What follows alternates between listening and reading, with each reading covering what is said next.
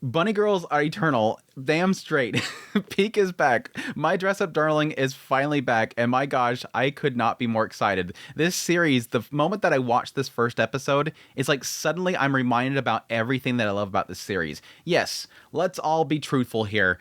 It's Marin Kitagawa. She's absolutely hot. She's a total dork. She's an otaku just like we all are. She speaks the truth all the damn time. Like, every time she opens her mouth about some sort of like, I'm immediately like, this girl knows. Like the whole thing in this episode with the tights, the line has to be in the back. This girl knows. This girl always knows. Like every little like thing that she gets hung up on, it's always like, yeah, that's true. That's true. Like she's just like me kind of moment there. But yeah, like everything about this show just absolutely works. The romance that's building up in there's great. The characters being flustered over the situations, the building tensions between the two characters, Gojo and his own little conflicts that he's having, which we got more in this episode. Like all of it just absolutely hits, and it just reminds me of how much I love this show so much. Plus, yes, the studio's doing incredible again with this episode. Like, my gosh, it looks fantastic. The expressiveness of the characters, flustering, the perspective shots whenever, Gojo has a moment where he feels down, he just kind of drops to his knees and the camera angle's kind of shooting down at him. Like everything is just all cylinders, and I'm just absolutely loving it already. But let's get in the episode proper. We have Gojo and Kitagawa, and they're looking at their next target. The next cosplay that Kitagawa wants to do, which is bunny outfits, specifically this character Arisa. And apparently this show is about like hitmen that are like horrible at their job, and like they're supposed to go out and take out targets, but they fail miserably. And yes, all three of the girls wear bunny outfits. Which gets into a really great discussion about Kitagawa and how great bunny outfits are and how they're, again, eternal. Which that's the only thing that seems to hit Gojo, is the idea that dolls are eternal. And so with that statement, it's like suddenly he gets it. It clicks for him that, yes, these things last forever. But it makes perfect sense. Like Kitagawa is speaking truth here in the idea that, yeah, no matter what the show is, even if they don't wear bunny outfits in the show, there'll be a figure of them in a bunny outfit. I mean, I have an example right here. This is Rem from ReZero. She never wore a bunny outfit. Here she's wearing it. Like every single character gets a bunny outfit one, and it's typically from the same company that does these ones. But anyways, great stuff there. I love the little kind of insights into the whole realm of bunny outfits and how great they are. But then yes, they have a little Pocky moment where she wants to tease him a little bit, have him eat the Pocky with her, and then she munches it and JKs. But then she goes off to the side and she's watching him watch the show, and she's just kind of blushing and watching him. Again, picking up where we left off with the previous season, it does feel like Marin has essentially committed that she wants to get with this guy. So it's cute to kind of get that carrying on. But yeah, Noah shows up. Noah shows up. They have to set up for the Halloween party, and she's given a glance. We find out why later on, as she's curious that the two of them are together. But no, that's when we have Gojo go off to start the actual outfit, which very quickly he contacts Kitagawa and says, hey, I have something. Go over to my house. She thinks it's going to be a date and shows up, and she's completely disappointed. But no, that's when we get into, yes, one of the big major problems with bunny outfits is how do you keep this upper part from just flapping down? And I love how, like, stuck Kitagawa is on the aspect of it technically should have a fold there. But anyways, before that, yeah, getting into like the fact that he can't figure out how to keep it stay up, and she's like, oh yeah, you just use clear straps, which that was my mind immediately, is just to use clear straps and have it kind of hang over. But again, this is kind of the interesting insights into the industry that I love to kind of see. It was the initial draw that I had to 2.5 dimensional seduction. I do like the cosplay culture, and to see how they sort of overcome a lot of these very oddities about outfits that anime does. A lot of the outfits in manga and anime aren't really logical with gravity. They don't really technically function like that. So how do you keep it that way? Well, you use these clear straps. So yes, because she's so excited about wearing the outfit, she immediately let's go out and get clear straps. When they go to the material shop, and the moment that Gojo asks this guy about it, he's like, oh, this guy wants to wear this outfit. But his eyes are so full of purity and clarity, and he just looked completely confident. I really shouldn't be judging people. I should accept him for what he is. Yes, you'll look great in that outfit. I like how because Gojo is so pure and says it so matter of fact, the guy's like, oh, well, obviously he should be able to wear this. I see nothing wrong with his expression, that this should be perfectly normal. So I'm going to go with it. And then he immediately apologizes when he sees Kitagawa. But yeah, that gets into the whole idea of boning and, basically making it like a corset, something that will have some sort of restriction to pull it in. But I love that because it's like, there's two aspects here where Gojo is upset because he didn't even think about doing that because he figured that wasn't going to be the case. But then he's like, well, yeah, that's typical because, like, he tells Kitagawa later on, again, it's an anime.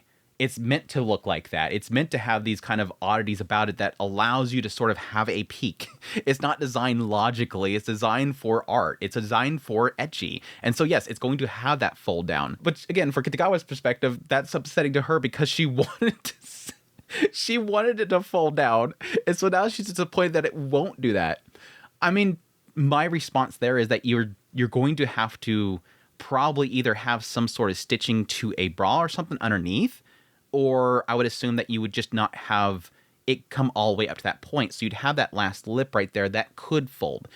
That would be my assumption there, not being a cosplayer, but that seems to make logical sense to me. But apparently we can't. They both can't be happy in the and it's just going to be Gojo's going to be happy in them because he actually designed it properly and it won't kill him to see her wearing it and that she won't get in trouble. But at least some good messages from the guy at the store and the idea of like, yeah, you're so focused on what you're doing and you're overthinking it too much that you're sort of narrowing your perspective. You're not realizing the full picture. You're not seeing the obvious answer to it, which is a good message to Gojo. He's so focused on trying to do this on his own and he's so focused on doing it correct that he's missing the bigger picture. And so it's a cool little kind of awakening moment for him. And yes, to enjoy your mistakes. Always enjoy your mistakes. But yeah, that's when they go back and he finishes it and she wants to try it on.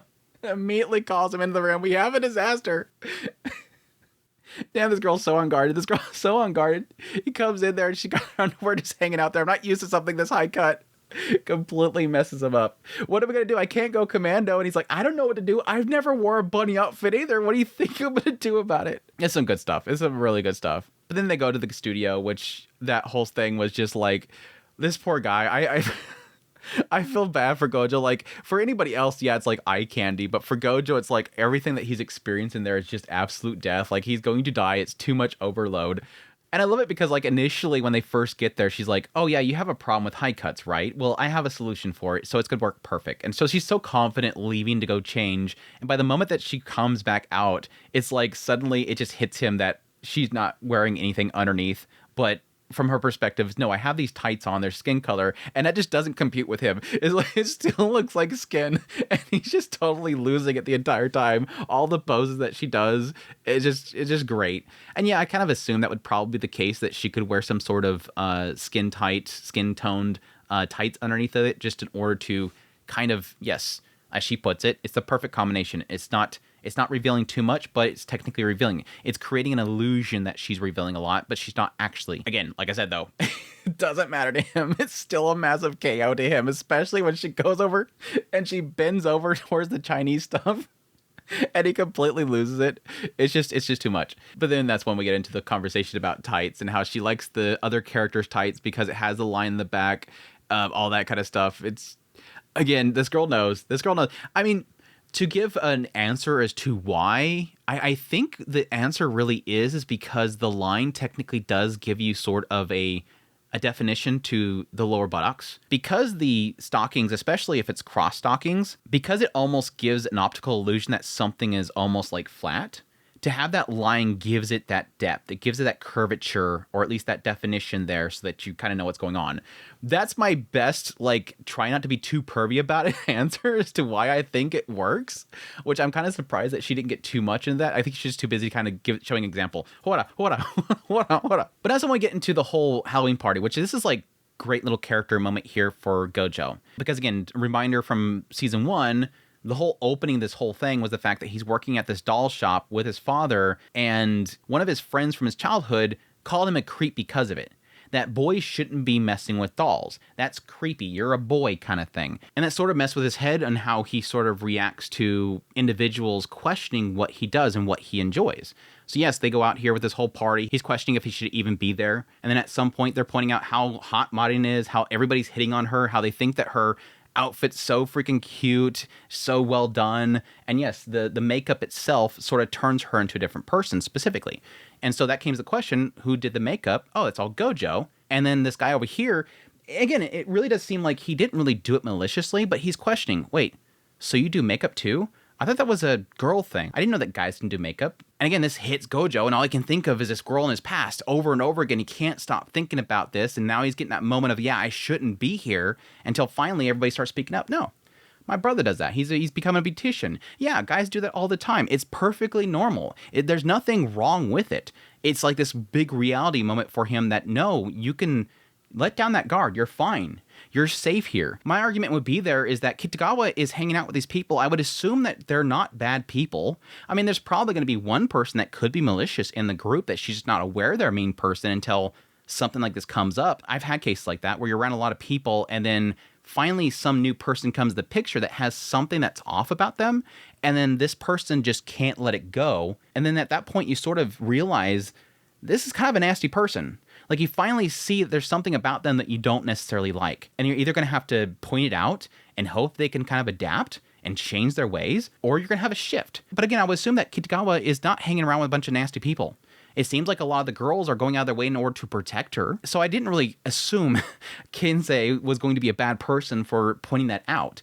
He's just genuinely curious. I think that's sort of the difference there. He's not getting a sense that somebody's being malicious and pointing out and going, you're doing makeup? He's just genuinely curious. Wait, how do you know how to do that? That doesn't make any sense. And everybody points it out.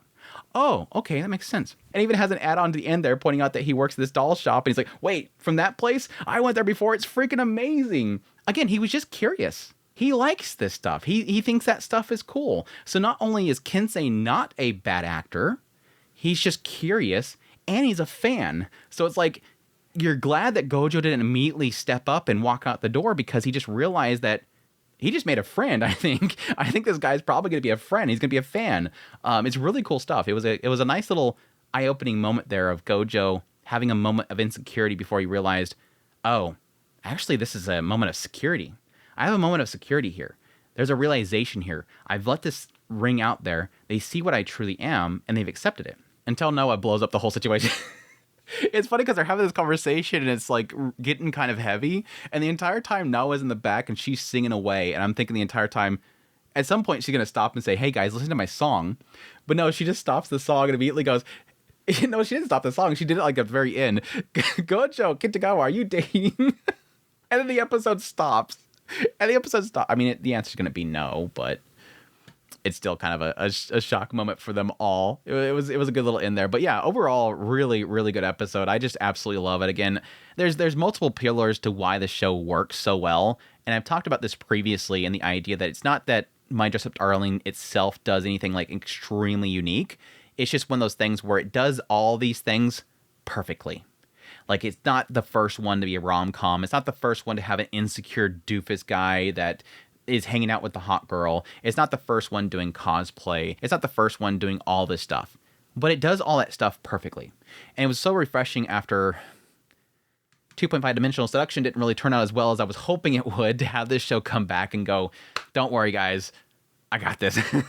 Don't worry. You want a cosplay show with a hot girl and cute little rom-com stuff going on and character insecurities? I got you handled. Here's some good writing.